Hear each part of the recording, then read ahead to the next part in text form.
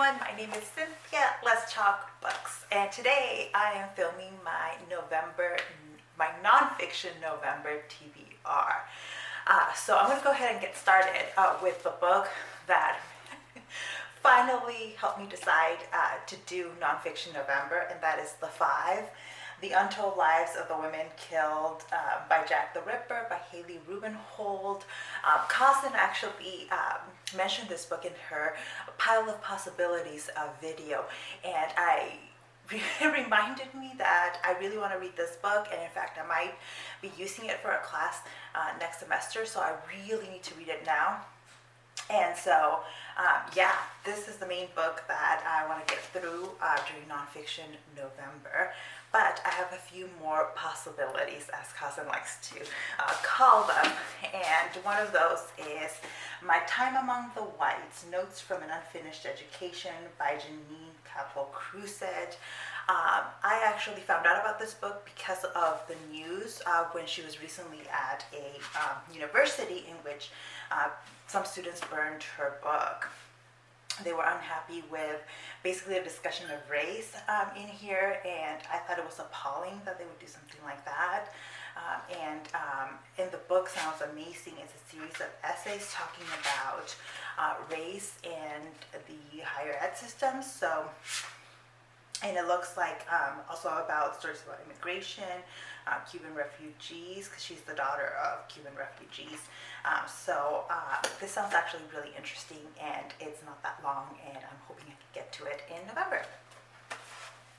The next book is a book I bought this summer, and I've really been meaning to get to it, but because it's on like a lower shelf in here, I've kind of forgotten a little bit about it. But it is called Burnout, The Secret to Unlocking the Stress Cycle by Amelia Nagoski and Amelia Nagoski. And yeah, I really want to read more about this. I've been dealing with a lot of anxiety and I think burnout. So I'd like to read more on it, and this looks really good. I've actually heard from some people online that it is really good. So I'm hoping that that is the case. A couple more possibilities here. The first is a really short one, so I know that I can get to it during November. This is Women in Power, a Manifesto by Mary Beard. Mary Beard is an ancient history historian, and I love a lot of the work she does, and this is kind of does some of that work of looking at the way women have been treated in history, and I think particularly going back to ancient history and then tracing it to today, looking at women in power. So this is definitely very doable, and I think perfect for Nonfiction November. And last, but certainly not least, this is Bad Feminist by Roxane Gay. I have really been meaning to read more Roxane Gay. I read Hunger and loved it. It was one of my favorite books that year. And this is a collection of essays, and the only reason why I've been holding back reading this is because it deals with some hard topics, and it sounds like not everything in here is necessarily super heavy, but a lot of it is. It deals with issues of gender and sexuality, race and entertainment, politics, gender and race, and so some tough topics in here. But I have heard back from some people that this is a great audiobook. It's a little bit easier to handle via audiobook, so I might try to make this one of my audiobooks for November. And because I listen to a lot of audiobooks, and so if I can find an audiobook, I will consume it that way, but if not, it is in my pile of possibilities.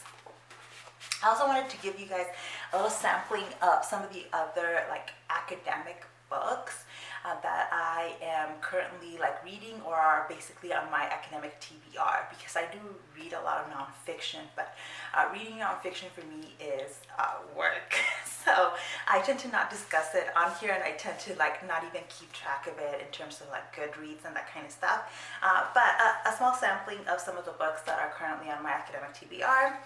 The first one is Black on Both Sides, A Racial History of Trans Identity by C. Riley Snorton. This is a newer book that deals with the issue of trans identity, specifically here looking at the issue of race and blackness in relation to transgender identities. So it looks really good, and it's very recent work. There hasn't been like as much work as is needed on the history of transgender identity, so I'm really happy to have gotten a hold of this one. Another one that also deals with the history of transgender history is this one called Transgender History, The Roots of Today's Revolution by Susan Stryker. This one I have heard from friends who have used it and taught it in classes that it's really, really good, and so I just need to read it. A very recent book, as it just published this year, is also Public City, Public Sex, Homosexuality, Prostitution, and Urban Culture in 19th Century Paris. So I teach the history of like sexuality in Europe, and a lot of the work that I use is based or done on like London, Berlin, even like New York. I kind of can use it as a source of comparison. But this one looks really good, dealing with Paris in particular, and not just the history of homosexuality, which has tended to be the focus for historians, but also looking at prostitution and lesbian culture. I believe there should be something in here for that, which is a topic that a lot more work is needed in terms of history. This one sounds really fun. It's called Sounds French, Globalization, Cultural Communities, and Pop Music, 1958 to 1980 by Jonathyne Brigggs.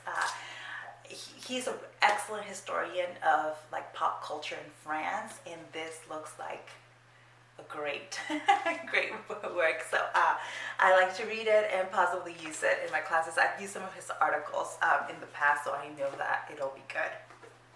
And then lastly here I have Miriam Gebhardt's Crimes Unspoken, The Rape of German Women at the End of the Second World War. This is a really interesting story, actually. I do discuss the rape of German women at the end of World War II in my, actually my history of violence class and my gender and sex in history class. I won't go into a lot of detail on here, but it is like a case that stands out in terms of like the way women's bodies get used in times of war, and specifically here the case of German women is really stands out because of the place that Germany is in at the end of the World War, which is an occupied country and being divided up amongst the Allied powers. So I'm really interested to see the take and the arguments made in this book. So that is it. Those are the nonfiction books for fun that I will be working on for Nonfiction November, and then some of the work-related nonfiction that I am also currently working on. So hopefully this gives you some idea of what my nonfiction world is like, and maybe some ideas of things to pick up. Thank you so much for watching, and I'll see you in the next one. Bye.